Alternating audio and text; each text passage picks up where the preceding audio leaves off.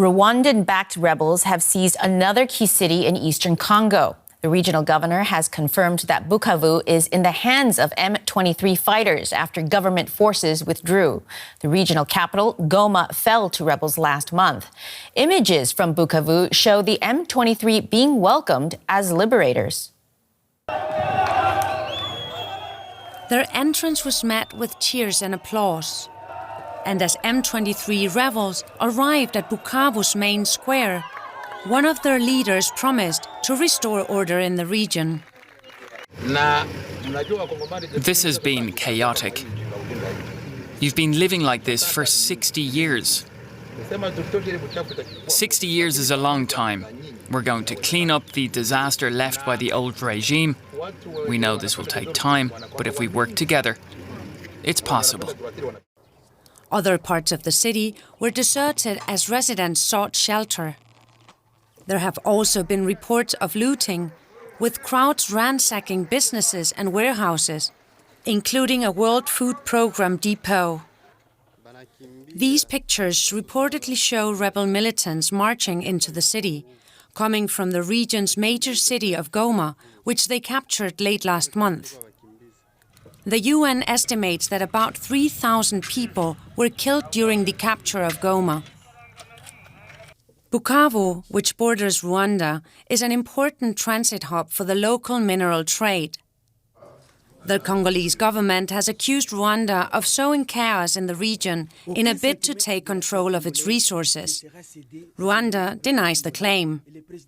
As the conflict escalates, UN Secretary-General Antonio Guterres asked for a diplomatic solution at an African Union summit held in Ethiopia. In the DRC, as more cities fall, the risk of a regional war rises. It's time to silence the guns. It's time for diplomacy and dialogue. The capture of Bukavu represents an unprecedented expansion of territory by M23 rebels and a great blow to Kinshasa's authority in the east. And the involvement of troops from neighboring countries have stoked fears of a broader regional war.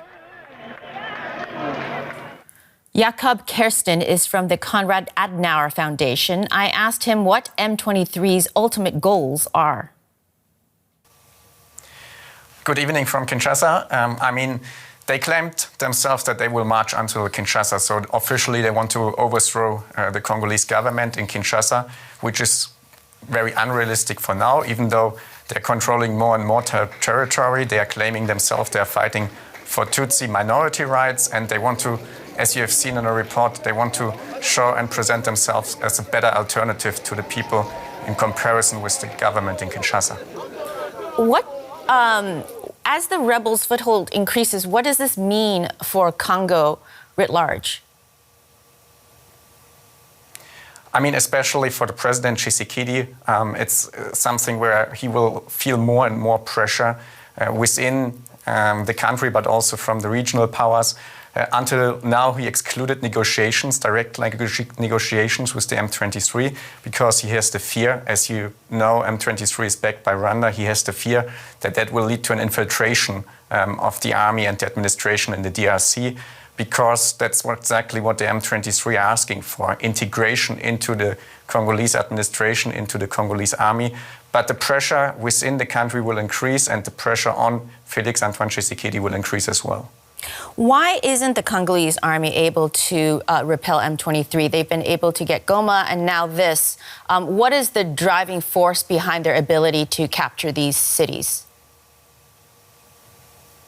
You have to mention that the Congolese army has been very weak for the last couple of decades. It has never been a strong army. They are not as well equipped as the Rwandan-backed M23 rebel groups.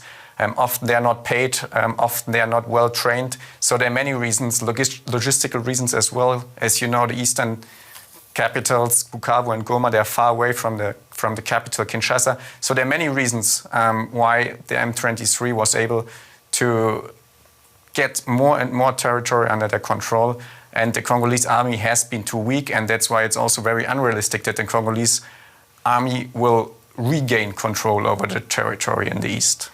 And now we're seeing threats from Uganda's military to attack targets in Congo and reported support for the M23 from Rwanda. So I'm wondering, are we closer to a wider war in the region? Is that a big danger, a possibility?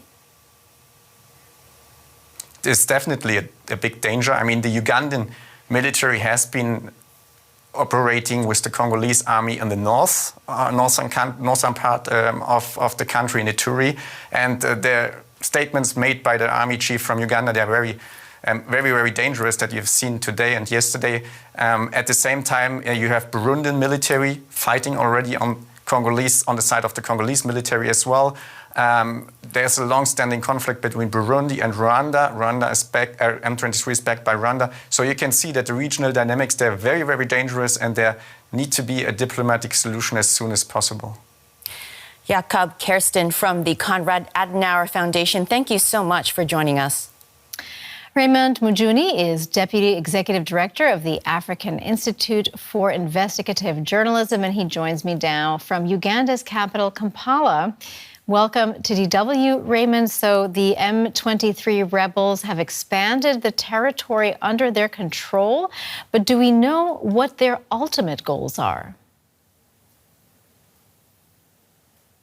Thank you so much for having me. This is the first time that we are seeing the actual capture of Bukavu as a city by the M23. The previous time they had an onslaught in 2012, they captured all the way up to Goma. What we understand from the leadership of the M23, at least from the press statement that they released, is that they are open for negotiations with the DRC President Felix Tshisekedi. And the DRC President Felix Tshisekedi had earlier, before he departed for the Munich Security Conference in Germany, indicated that he would take part in those talks in some form or way. So we've seen the Catholic Church, which is a really big and powerful entity in the DRC, engage with both Felix Tshisekedi and the M23, but we haven't yet seen a path to both of them talking to each other. And yet, as the rebels' foothold continues to increase, what does this mean for the Congolese government and for Congo more broadly?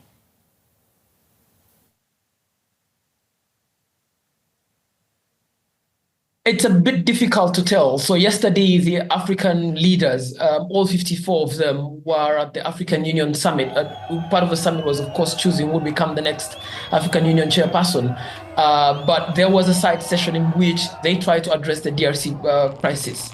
And the DRC President Felix Tshisekedi was not available for that conversation. The Prime Minister of the DRC carried on with the conversation. We understand from what came out of the meeting is that they have both said that there should be a peaceful resolution to the conflict. But the word peaceful resolution to the conflict doesn't exactly point what actions might happen.